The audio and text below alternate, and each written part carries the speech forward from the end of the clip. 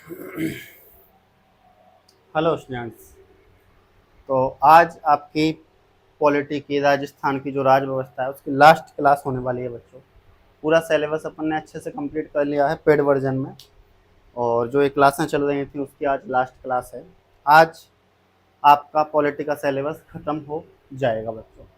ठीक है, बस थोड़ी सी चीज़ें हैं जो पहले पढ़ा दी हैं। वैसे तो वो तो कर ही गया था सिलेबस, वैसे तो पहले ही कंप्लीट करा दिए हैं, बट फिर भी एक बार ब्रीफ रिवीजन के तौर पर कुछ चीज़ें यहाँ पे मैं आपको बताने वाला हूँ। ध्यान से सुनते जाना, फिर कल से आपका टीचिंग एप्टीट्यूड स्टार्ट हो जाएगा बच्चों। देखो, तो last class polity, twelfth class जैसा कुछ फील हो रहा हो तो बता दो। ट्वेल्थ क्लास में लगता है ना तुम्हें कि अब लास्ट क्लास है, लास्ट क्लास जाने के बाद जो तुम भावुक हो जाते हो। ठीक है, वैसे भावुक होना लाजमी भी है, क्योंकि इतने टाइम एक साथ पढ़ने पर ऐसा होता है। तो यहाँ पे भी अगर तुम्हें लग रहा है कि भाई लास्ट क्लास में तो भावुक हो लो, मुझे तो पता चलेगा नहीं, पर मैं समझ पा रहा हूँ कि तुम्हें एक प्रकार की खुशी भी हो रही होगी कि टारगेट के थोड़ा और नज़दीक आप आ गए। देखो बच्चों, विधानमंडल या लेजिस्लेचर, बात करें संविधान के किस भाग में आता है, तो लेजिस्लेचर संविधान के पार्ट नंबर 6 में आता है। किस में आता है? पार्ट नंबर 6 में आता है बच्चों, इतना याद रखना है। लेजिस्लेचर, विधानमंडल, ये क्या काम करता है? मैंने आपको बताया, स्टेट लेवल पर क्या काम करता है? स्टेट लेवल पर लॉ बनाने का काम करता है, लॉ मेकिंग बॉडी है।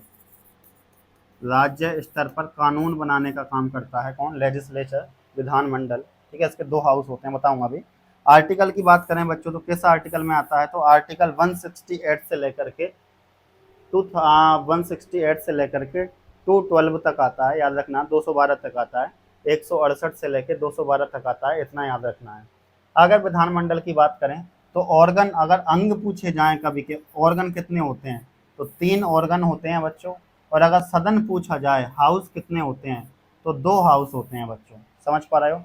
अगर पूछा जाए, ये पीडीएफ आपको मिल जाएगी, टेंशन नहीं लेना है, बस क्लास देखते रहो, लिखो मत कुछ भी, as it is same to same.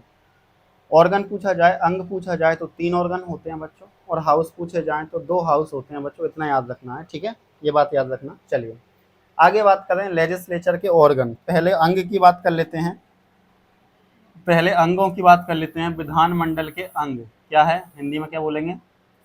विधानमंडल के अंग, इधर लिख देता हूं, विधानमंडल के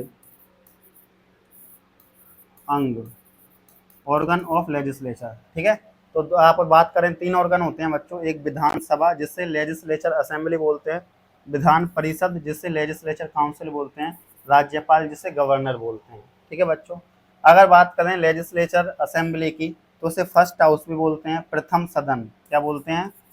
प्रथम सदन भी बोलते हैं। ठीक है, लोअर हाउस भी बोलते हैं, अपन कह सकते हैं निम्न सदन, क्या बोलेंगे?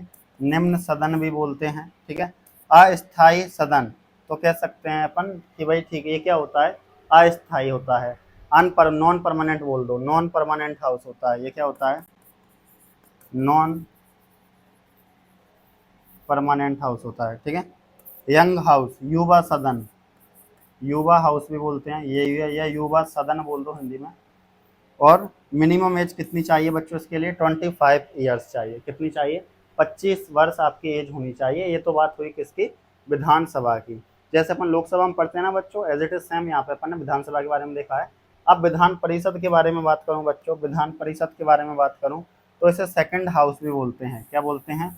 सेकंड हाउस बोलते हैं, हायर हाउस बोलते हैं, स्थायी सदन बोलते हैं, जस्ट इसका अपोजिट सीनियर हाउस बोलते हैं। मिनिमम एज कितनी चाहिए? 30 वर्ष चाहिए। सीनियर हाउस मतलब उच्च सदन, स्थायी सदन मतलब परमानेंट हाउस, हायर हाउस मतलब भी अपन क्या कह सकते हैं? उच्च सदन बोल सकते हैं, इतना याद रखना है। ठीक है, और सेकंड हाउस मतलब द्वितीय सदन अपन इसको बोलेंगे, किसको? विधान परिषद को, जैसे अपन राज्यसभा में पढ़ते हैं, as it is same state level पर है। गवर्नर की बात करेंगे तो गवर्नर बच्चों ना तो विधानसभा का और ना ही विधान परिषद का, दोनों का मेंबर नहीं होता, याद रखना है।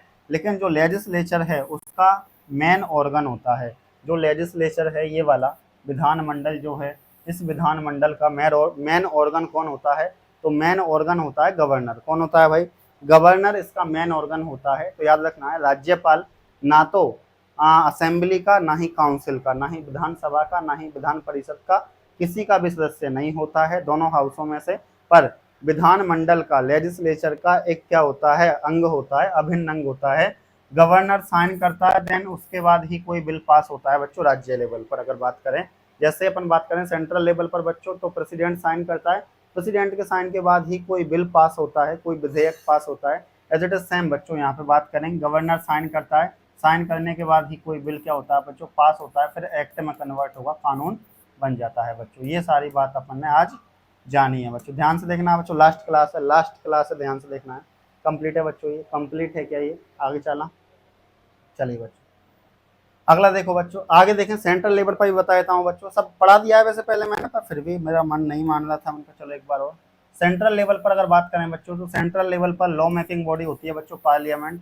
पार्लियामेंट के 3 ऑर्गन होते हैं। अच्छा, पार्लियामेंट क्या करती है, सेंट्रल लेवल पर कानून बनाती है बच्चों, उसके 3 ऑर्गन होते हैं, एक लोकसभा, एक राज्यसभा और एक प्रेसिडेंट। ठीक है, लोकसभा को फर्स्ट हाउस बोलते हैं, पब्लिक हाउस बोलते हैं, यंग हाउस बोलते हैं। ठीक है, first house, public house, young house बोलते हैं, मतलब पहला सदन। ठीक है, जनता सदन बोलते हैं। ठीक है, और इसे युवा हाउस बोलते हैं, इसे अपर हाउस बोलते हैं, सीनियर हाउस बोलते हैं, इतना याद रखना है। सेकंड हाउस भी बोलते हैं, इसे क्या बोलते हैं, सेकंड हाउस, और लिख देता हूँ द्वितीय सदन, हिंदी मीडियम वाले बच्चों के लिए द्वितीय सदन बोलेंगे इसको। प्रेसिडेंट एक राष्ट्रपति होता है बच्चों, इसका राष्ट्रपति भी ऑर्गन होता है बच्चों, हाउस नहीं होता, याद रखना है, हाउस नहीं होता है, ऑर्गन होता है बच्चों। राष्ट्रपति भी किसी बिल पर साइन करता है, देन कोई बिल जाकर के पास होता है, फिर वो एक्ट में कन्वर्ट होता है। ये सेंट्रल लेवल की व्यवस्था है, आपको पता है बच्चों। जैसे स्टेट लेवल पर पढ़ा था, एज इट सेम ये कहाँ पर है भाई, ये सेंट्रल लेवल पर है, इतना याद आपको रखना है बच्चों। ठीक है, इतना याद चीजें आपको रखनी है। अगला देखो बच्चों, आर्टिकल्स की बात कर लेते हैं बच्चों, लेजिस्लेचर से रिलेटेड जो आर्टिकल्स हैं, लेजिस्लेचर से रिलेटेड जो आर्टिकल्स हैं, तो सबसे पहला आर्टिकल नंबर 168, ये लेजिस्लेचर विधानमंडल के बारे में बात करता है। आर्टिकल 169 ये बात करता है लेजिस्लेचर काउंसिल को बनाना और इसको समाप्त करना, ये सब कौन करती है, पार्लियामेंट करती है। कि भाई जो लेजिस्लेचर काउंसिल मतलब विधान परिषद जो होती है, जो विधान परिषद होती है, उस विधान परिषद को निर्माण करना, ठीक है, और उस विधान परिषद को खत्म करना, ठीक है, ये सब कौन डिसाइड करेगी, तो पार्लियामेंट डिसाइड करेगी। किस आर्टिकल में लिखा है, 169 में। 168 में लेजिस्लेचर विधानमंडल के बारे में याद रखना है। 170 आर्टिकल 170 की बात करेंगे भाई, 170 की बात करेंगे तो याद रखना है लेजिस्लेचर असेंबली मतलब विधानसभा की स्ट्रक्चर, विधानसभा की संरचना के बारे में बात की गई है 170 में। विधानसभा की संरचना 170 आर्टिकल में, 171 171 171 171 लेजिस्लेचर काउंसिल विधान परिषद की संरचना, क्या बोलेंगे, विधान परिषद की संरचना, याद रखना है। विधानसभा की संरचना 170 में लेजिस्लेचर असेंबली बोलते हैं, विधान परिषद की संरचना लेजिस्लेचर काउंसिल बोलते हैं 171 में। आर्टिकल आर्टिकल 200 200 200 200 आर्टिकल 200 में गवर्नर की वीटो पावर आती है, गवर्नर की वीटो पावर आती है। जैसे प्रेसिडेंट की वीटो पावर होती है ना बच्चों, ठीक है, कि बिल को रोक लेगा, बिल को पॉकेट वीटो भी आता है, उसमें अपन ने वो सारी बातें देखी सेंट्रल लेवल पर। As it is same article 200 में किसकी बात की गई है, गवर्नर की वीटो पावर की बात की जाती है। किसकी बात की जाती है, गवर्नर की वीटो पावर की बात की जाती है। और आर्टिकल 213 213 आर्टिकल 213 में किसकी बात की जाती है, गवर्नर द्वारा अध्यादेश जारी करने की पावर, गवर्नर द्वारा अध्यादेश जारी करने की पावर। मतलब जब कोई भी हाउस में, मतलब कह सकते हैं जब कोई किसी प्रकार का सदन नहीं चल रहा होता है, तो गवर्नर क्या कर सकता है बच्चों, कानून बनाने के लिए अध्यादेश जारी कर सकता है।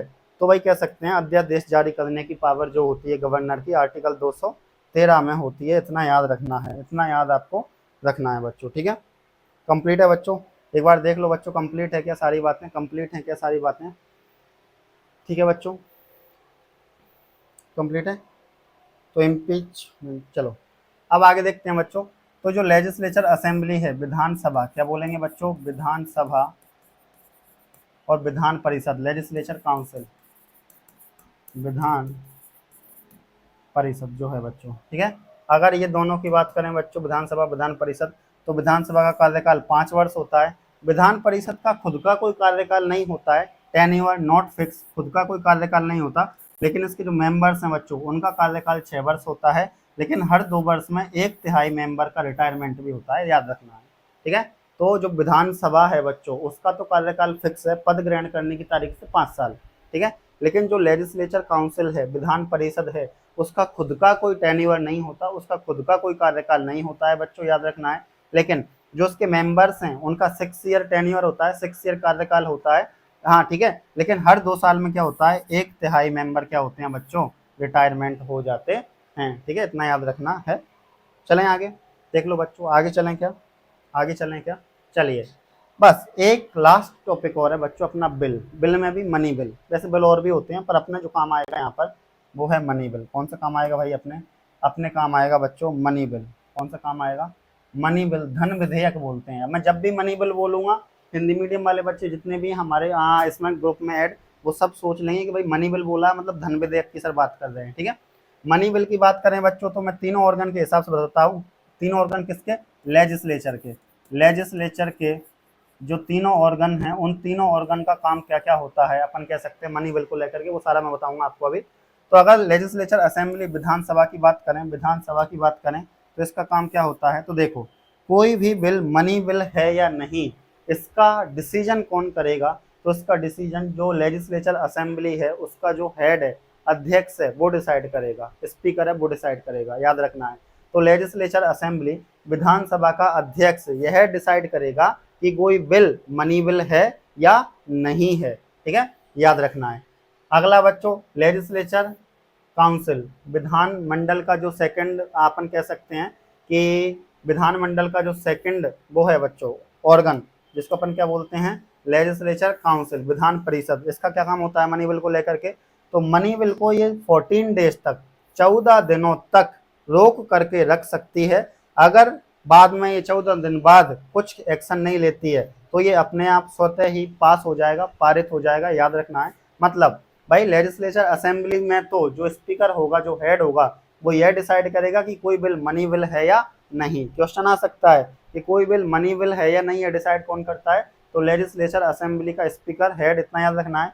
अगर क्वेश्चन आ जाए कि मनी बिल को 14 दिन तक कौन सा हाउस रोक सकता है, तो लेजिस्लेचर काउंसिल रोक सकती है 14 दिन तक, 14 डेज तक, और 14 डेज बाद 14 दिन बाद अपने आप ही मनी बिल क्या हो जाएगा, पास हो जाएगा, पारित हो जाएगा। अब मनी बिल को लेकर के गवर्नर का क्या रोल है, तो देखो अपन कह सकते हैं कि भाई मनी बिल को पहले ही सबसे पहले ही गवर्नर की पूर्व अनुमति से ही इसे लेजिस्लेचर असेंबली में पेश किया जाता है। मतलब यहाँ पर पेश करने के लिए, यहाँ पर पेश करने के लिए मनी बिल को पहले से ही स्वीकृति, पहले से ही एक्सेप्टेंस प्रोवाइड करा दिया जाता है, किसका, गवर्नर का। अब मान के चलो कि भाई गवर्नर ने पहले ही अनुमति दे दी मनी बिल को लेकर के, तो क्या तुम्हें लग रहा है गवर्नर इसको पुनर्विचार के लिए भेजेगा, दोबारा रीथिंकिंग के लिए भेजेगा? तो नहीं भाई, क्यों भेजेगा, जब उसने अनुमति देकर ही तो सबसे पहले किसमें भेजा था, विधानसभा में भेजा है। पहले अनुमति ली जाती है गवर्नर से मनी बिल से संबंधित, मनी बिल से रिलेटेड कोई भी बात होगी तो गवर्नर से पहले अनुमति ले ली, एक्सेप्टेंस ले लिया, देन उसके बाद उसको कहाँ भेजा, लेजिस्लेचर असेंबली में भेजा। अब लेजिस्लेचर असेंबली से लेजिस्लेचर काउंसिल में जाएगा, फिर यहाँ पे क्या साइन होने के लिए जाएगा। तो गवर्नर क्यों दोबारा उस पर रीथिंकिंग के लिए भेजेगा, भाई पहले ही अनुमति नहीं देता, अगर उसको ठीक नहीं लगता तो भाई यहाँ पे पुनर्विचार के लिए वापस नहीं हुए। क्वेश्चन आता है बच्चों, ध्यान रखना है, क्वेश्चन आता है क्या मनी बिल को गवर्नर अपना दोबारा पुनर्विचार के लिए, रीथिंकिंग के लिए भेज सकता है क्या, तो नहीं, नहीं भेज सकता। क्यों, क्योंकि पहले ही उसकी एक्सेप्टेंस ले ली गई थी, अनुमति ले ली गई थी, दोबारा क्यों भेजेगा भाई, पहली बात। दूसरा, संयुक्त अधिवेशन, जॉइंट सेशन, क्या बोलते हैं बच्चों इंग्लिश में, जॉइंट सेशन बोलते हैं, इतना याद रखना है। संयुक्त अधिवेशन कि भाई जॉइंट सेशन बुला सकता है क्या गवर्नर मनी बिल को लेकर के, नहीं, क्योंकि जॉइंट सेशन कोई कब बुलाता है, जब दोनों हाउसों में बिल को लेकर के किसी प्रकार का डिस्प्यूट हो तो फिर जॉइंट सेशन बुलाता है। राष्ट्रपति भी बुलाता है सेंट्रल लेवल पर, स्टेट लेवल पर गवर्नर बुलाता है। ठीक है, तो अब मान के चलो बच्चों अगर कोई प्रॉब्लम होती, ठीक है, तो फिर वो यहीं नहीं भेजता गवर्नर। अगर गवर्नर को लगता कि भाई इसमें कोई प्रॉब्लम है, बिल में कोई प्रॉब्लम है, तो फिर गवर्नर इसको पूर्व अनुमति के लिए, पूर्व अनुमति दे करके सबसे पहले यहीं नहीं भेजता। अगर यहाँ नहीं भेजता तो दिक्कत ही नहीं थी। जब उसने पहले से ही अनुमति दे करके इसको यहाँ पर भेज दिया तो दोबारा जॉइंट सेशन की मतलब दोबारा जॉइंट सेशन करने की जरूरत क्या आ रही है, तो जॉइंट सेशन करने की कोई जरूरत नहीं है मनी बिल को लेकर के, इतना याद रखना है। तो ये मनी बिल के बारे में प्रोविजन है, याद रखना है, ये पूरा याद रखना है बच्चों, मोस्ट इंपोर्टेंट है। क्या है बच्चों, ये मोस्ट इंपोर्टेंट है, IMP। ठीक है, चला आगे, चलिए अगली बात करें बच्चों। देखिए प्रोटेम स्पीकर, बस इतना सा याद रख लो। वैसे ये क्या होता है ये मैं आपको ज़रा डिटेल में नहीं बता रहा हूँ, डोंट वरी, बस इतना सा याद रख लेना कि भाई प्रोटेम स्पीकर आर्टिकल 188 में आता है। किसमें आता है बच्चों? प्रोटेम स्पीकर के बारे में बताया था पहले वाली जो क्लास है उसमें। तो बस अभी के लिए इतना सा याद रख लो कि प्रोटेम स्पीकर का जो पद है किस आर्टिकल में आता है? प्रोटेम स्पीकर का पद आर्टिकल 188 में आता है। किसमें आता है? 188 में आता है, इतना याद रख लेना है, ठीक है बच्चों। तो ये याद रखना कि प्रोटेम स्पीकर का जो पद है वो किसमें आता है? 188 में आता है, आर्टिकल 188 में आता है, ठीक है। चलिए, अब ये घूम रहा है बच्चों, लोड हो रहा है, कभी कभी ये भी ना हैंग कर जाता है। देखो ये, एक मिनट रुको, अब नहीं होगा। चलिए आगे देखो बच्चों, आगे बात करें जो 16वीं लेजिस्लेचर असेंबली है बच्चों राजस्थान की जो 16वें नंबर की अभी विधानसभा है बच्चों, राजस्थान की 16वें नंबर की जो विधानसभा है, लेजिस्लेचर असेंबली है, उसके बारे में बात कर लेते हैं थोड़ी सी, उसके बारे में बात कर लेते हैं थोड़ी सी। तो बात करें टोटल सीट्स कितनी थी भाई? टोटल जो सीट्स थी बच्चों 200 थी। इलेक्शन कितने पर हुआ? 199 पर हुआ बच्चों। 200 टोटल सीट थी बच्चों, 199 पर इलेक्शन हुआ, जिसमें बीजेपी ने कितनी जीती बच्चों? 115 सीटें जीती हैं बच्चों, याद रखना है। कांग्रेस ने कितनी जीती थी? कांग्रेस ने 70 सीटें जीती थी, मतलब 69 प्लस 1 70 सीट जीती थी। जो निर्दलीय हैं, इंडिपेंडेंट हैं बच्चों, उन्होंने 8 सीटें जीती हैं। जो अदर हैं बच्चों, अन्य हैं, उन्होंने 7 सीटें जीती हैं। टोटल मिलाकर के 15 सीटें ये हुई हैं बच्चों, ठीक है। तो याद रखना है, इनमें से विजेता कौन लग रहा है आपको? इनमें से विजेता कौन लग रहा है? ऑब्वियसली बात है भाई, भाजपा लग रहा है। तो राजस्थान में फिर भाजपा की गवर्नमेंट आती है बच्चों, जिसमें सीएम बनाया जाता है भजनलाल शर्मा जी को बच्चों, जो कि व्यक्तिगत तौर पर अगर इंडिविजुअली बात करें तो व्यक्तिगत तौर पर 14वें नंबर के हैं, ठीक है। और क्रम अनुसार सिक्वेंस में 26 नंबर पर आते हैं। अब ये व्यक्तिगत और सिक्वेंस क्या है बच्चों? तो मैंने आपको बता रखा है कि भाई बहुत सारे सीएम ऐसे हैं जैसे 4-4 बार बने हैं। मोहनलाल सुखाड़िया जी 4 बार बने हैं, अशोक गहलोत जी 3 बार बने हैं, वसुंधरा राजे सिंधिया 2 बार बनी हैं। तो अगर व्यक्तिगत तौर पर देखें तो 4 बार कोई बना, लेकिन व्यक्ति तो एक ही है, ठीक है। तो ऐसे व्यक्तिगत तौर पर तो बच्चों ये 14वें नंबर के हैं। लेकिन सिक्वेंस देखा जाए कि भाई मोहनलाल सुखाड़िया 4 बार बन चुके हैं और अशोक गहलोत जी 3 बार बन चुके हैं, ऐसे सिक्वेंस अगर देखें तो ये 26वें नंबर पे हैं। कौन से? भजनलाल शर्मा जी, याद रखना है बच्चों, ठीक है। भाजपा को कितनी सीटें मिली? 115, कांग्रेस को 69 प्लस 1 70, इंडिपेंडेंट निर्दलियों को और अदर को कितनी मिली? 15 सीटें मिली। 22 सीएम कौन है बच्चों? अगर बात करें अपन 16वीं विधानसभा के हिसाब से, 22 सीएम मतलब उप मुख्यमंत्री। क्या बोलेंगे बच्चों? उप मुख्यमंत्री।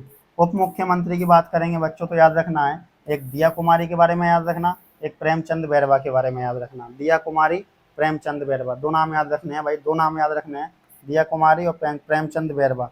चीफ सेक्रेटरी कौन है? मुख्य सचिव कौन है? इंग्लिश में क्या बोलेंगे? Chief secretary. Chief secretary, chief secretary IAS rank का अधिकारी होता है बच्चों, ध्यान रखना है, ठीक है। आईएएस रैंक का अधिकारी होता है। सुधांश पंत, क्या नाम है? सुधांश पंत नाम है, याद रखना है, सुधांश पंत नाम है। क्या नाम है? सुधांश पंत नाम है, सुधांश पंत, ठीक है, सुधांश पंत। चलिए, कंप्लीट है भाई ये? कंप्लीट है क्या बच्चों? ये कंप्लीट है क्या? ठीक है, ये याद रखना है बच्चों, भूलना नहीं है, ठीक है, ये याद रखना है बच्चों, भूलना नहीं है। चलिए, तो ये आज आपकी क्लास का सारा की सारा मैटर बच्चों यहाँ पे खत्म हो गया। फाइनली जाकर के अब अपनी राजस्थान की पॉलिटी खत्म हो चुकी है। कल भी आपकी राजस्थान की पॉलिटी खत्म हो जाती, बट क्या था कि कल आपको पता है कि रैली निकली थी, तो उसमें भागीदारी लेनी थी, पार्टिसिपेशन करना था, उस वजह से तो पार्टिसिपेट किया, उस वजह से कल टाइम मिल ही नहीं पाया, फिर थक जाते हैं बच्चों, आप भी ध्यान करो, ठीक है। तो यहाँ तक की ये बात कंप्लीट है बच्चों। अब अगर बात करें हम क्या स्टार्ट करेंगे आपका कल से, टीचिंग एप्टीट्यूड स्टार्ट हो जाएंगे बच्चों कल से ही आपकी क्लास। अब जो आपकी सब्जेक्ट्स बाकी हैं, एक तो इंग्लिश, जिसको लेकर के चिंतित हैं बच्चे के साथ सिलेबस, डोंट वरी, 2 दिन का समय दो मुझे, इन 2 दिन के टाइम में मैं आपकी ये सब्जेक्ट स्टार्ट करवा दूंगा, ठीक है। दूसरी बात, एक ज्योग्राफी, मैं ही पढ़ाऊंगा आपको ज्योग्राफी, ठीक है। अब इसकी और इसकी, इन दोनों की जो क्लास हैं वो अल्टरनेट डेज पर आएंगी बच्चों, अल्टरनेट डेज पर आने वाली हैं, इतना याद रखना है, अल्टरनेट डेज पर आएंगी। मतलब अपने पास टोटल अगर बात करें बच्चों, लगभग अभी भी अपने पास 34 दिन हैं अपन तो ये मान के चलते हैं कि 30 दिन है अपने पास, ठीक है। तो टीचिंग एप्टीट्यूड इजीली कंप्लीट हो जाएगा, और अल्टरनेट डेज पर या एक दिन में 2 क्लास हैं, एक इसकी भी आई तो भी ये कंप्लीट इजीली हो जाएगा। ज़्यादा सिलेबस नहीं है, टेंशन आपको नहीं लेना है बच्चों, ठीक है। इसके अलावा अगर बात करें भाई, इसके अलावा बात करें मेंटल एबिलिटी वाले सर से बात हुई है आपकी और मेरी दोनों की, तो उन्होंने बोला है कि 25 तारीख तक आपका सिलेबस कंप्लीट करा दिया जाएगा, ठीक है। हिस्ट्री ऑलमोस्ट आपकी कंप्लीट है बच्चों, हिस्ट्री ऑलमोस्ट कंप्लीट है, ऑलमोस्ट कंप्लीट है। इसके बाद आपकी आर्ट एंड कल्चर स्टार्ट कर दी जाएगी, ठीक है, जो ज़्यादा सिलेबस नहीं है, हो जाएगा इजीली, बस हो गया सिलेबस। और क्या ये हिंदी, हिंदी चली रही है आपकी, हिंदी आपकी चल ही रही है, इजीली कवर हो जाएगा 30 दिनों में। तो ये सारी बातें हैं बच्चों, ठीक है। इसके बाद आपका इजीली सिलेबस कंप्लीट हो जाएगा, बस आप लगे रहिए, बने रहिए, डटे रहिए। अपन मिलते हैं जल्द ही आगे बच्चों, ठीक है।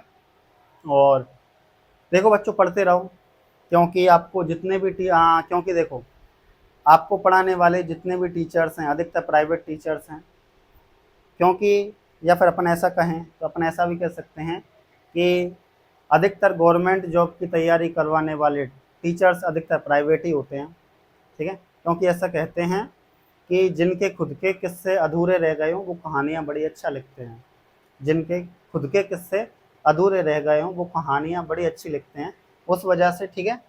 तो मैं कोशिश करता हूँ कि भाई आप जल्दी से जल्दी गवर्नमेंट टीचर बन जाएं, ठीक है। वैकेंसी आ तो चुकी है, आपका एग्ज़ाम भी आने ही वाला है, तो लगातार तैयारी करते रहें, क्लासेस आ ही रही हैं आपके रेगुलर बेसिस पर, ठीक है। बस वो है कभी एक आ जाती है, कभी 2 आ जाती है, वो थोड़ा सा चल रहा है, पर कोई बात नहीं, अभी सब स्कूल वगैरह से भी ऑफ होने वाला है, बस 5-10 दिन की बात है, ठीक है। जिसमें अपने पास अगर 10 दिन भी मिलते हैं तो भी अपन ईजिली बहुत सारा कवर कर लेंगे। तो ये सिलेबस की रिस्पॉन्सिबिलिटी मेरी है, ये हो जाएगा टाइम पर। बस आप पढ़ते रहिए, जितना आपको पढ़ाया है उतना आप कंप्लीट करते रहिए। थैंक यू बच्चों, मिलते हैं अगली क्लास में, थैंक यू।